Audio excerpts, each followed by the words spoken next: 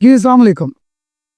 Game of thrones के मशहूर किरदार लिटिल फिंगर ने क्वीन सर्सी लैनिस्टर को कहा, नॉलेज इज पावर। सर्सी ने अपने सिपाहियों को कहा कि इसकी गर्दन उड़ा दो। जब उन्होंने पकड़कर गर्दन के ऊपर तलवार रखी तो लिटिल फिंगर की हवाएं उड़ गई। सर्सी ने बड़े गरूर के साथ हंसते हुए कहा, इसको बख्श दो, और फिर उसको जवाब दिया, पावर इज पावर।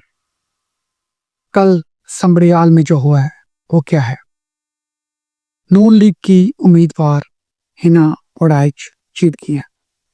अब ये दो तरीके से जीती हैं। एक, ये जायज तरीके से जीती हैं। दूसरा, ये फॉर्म 45 या 47 से जीती हैं। अगर ये फॉर्म 45 या 47 से जीती हैं तो पावर इज पावर, और अगर ये जायज तौर पर जीती हैं तो जो हकीकत थी कि इमरान की पॉपुलैरिटी किसी को भी जिता सकती है, वो हकीकत मिट्टी में मिल गई है। मेरा ज़ाती ख्याल ये है कि वो गलत तरीके से जीती है। मेरा ज़ाती ख्याल ये है कि अगर इलेक्शन फेयर होता तो इमरान जीत जाता, और मेरा ये भी ज़ाती ख्याल है कि जो मौजूदा गवर्नमेंट है वो वाकई 45 और 47 की है, वरना इमरान खान की मकबूलियत का कोई मुकाबला नहीं था। लेकिन इससे साबित क्या होता है?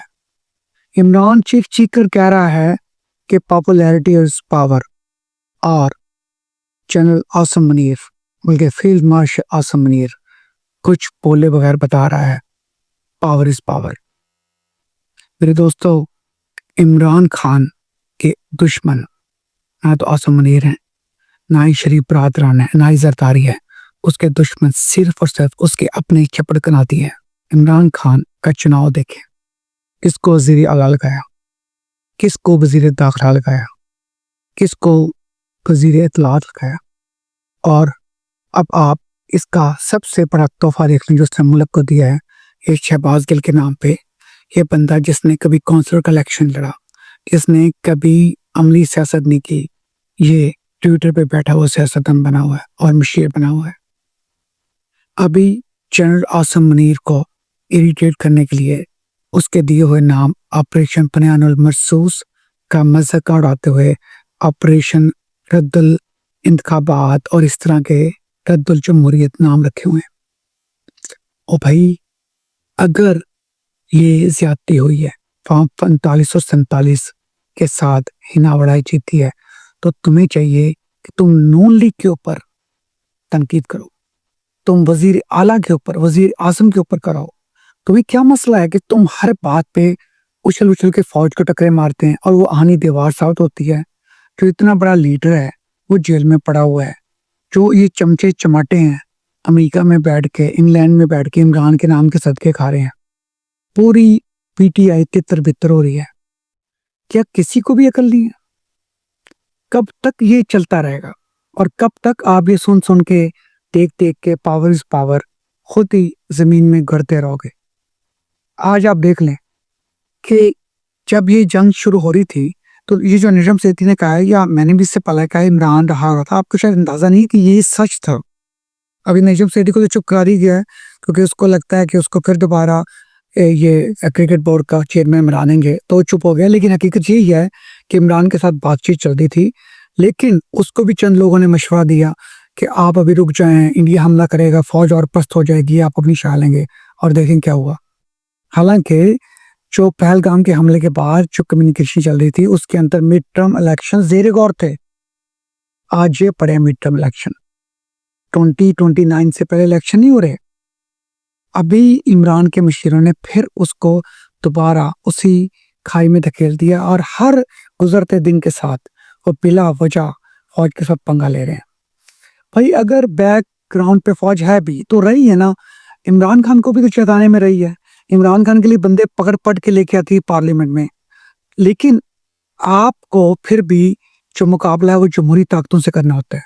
आपने इस सब के बावजूद कभी देखा कि शहबाज शरीफ ने या उसकी टीम ने कभी जनरल बाजवा पे हमला किया हो? उसको टैम करने में कामयाब हो गए। इवन उनके साथ इतनी ज्यादती हुई है, वो इवन उसको एक्सटेंशन देने में वोट दे दिया उसको। आपको फौज का पीछा छोड़ देना चाहिए। अभी फौज बहुत ज्यादा इज्जत एंजॉय कर रही है। अभी इवन वजीर आजम शहबाज शरीफ बहुत ज्यादा इज्जत एंजॉय कर रहे हैं। आप उनका पहला टूर देख लें, जो टर्की गए थे, तो कैसे वो एक तरह से घगिया रहे थे कि नहीं हम मांगने नहीं आए हैं। आज आप देखें, जेम्स बॉन्ड की तरह उतरे हैं वो बस में से तुर्की वजीर आजम के साथ। क्यों? क्योंकि जो भी है, ये जो जंग जीती है, जिस सिपा सलार ने जीती है वो भी उनका लगाया हुआ था, जिस एयर चीफ ने जीती है वो भी उनका लगाया हुआ था। तो क्रेडिट लेना बनता है। ये उसके नसीब में था, या उसकी पॉलिसी है, या जो उसने मेहनत की, जो भी आप उसका क्रेडिट बनता है। तो आने वाले दिनों में पीटीआई का मक्कू ठप हो जाएगा। 4 साल पड़े हैं, 4 साल में आप देखें जो खैबर पख्तूनख्वा है वो वैसे ही पीटीआई टूट फूट का शिकार है। हर कोई गद्दार बना हुआ है। और वफादार कौन है? ये जो अमेरिका में और लंदन में बैठे यूट्यूबर जो बेचारे जलील हो रहे हैं, वो सब गद्दार बने हुए हैं। बलूचिस्तान में पीटीआई का वैसे कोई नाम नहीं था। और सिंध जाने भला शहबाज शरीफ की या आसिम मुनीर की, ये जरदारी का काम है। अब वहाँ चाहे पीपल्स पार्टी है चाहे पीटीआई, नून लीग से क्या रह गया? पंजाब तो मरीम नवाज जैसे काम कर रही है। अगले 4 साल में मरीम नवाज बड़ी हद तक पीटीआई को तोड़ देगी वहाँ। तो हम भी इमरान खान के खैर को हैं। आपको शायद तजज़िये अच्छे नहीं लगते, क्योंकि आपको इन चप्पड़ कनातियों की बातें अच्छी लगती हैं, जिनका अमली सियासत में कोई काम नहीं है। इन्होंने पहले अमेरिका के स्टेट डिपार्टमेंट को डोनाल्ड लो के पीछे लग के, एम्बेसडर डोनाल्ड ब्लूम के पीछे लग के उनको अपना दुश्मन बनाया। इन्होंने पाकिस्तानी फौज को दुश्मन बनाया।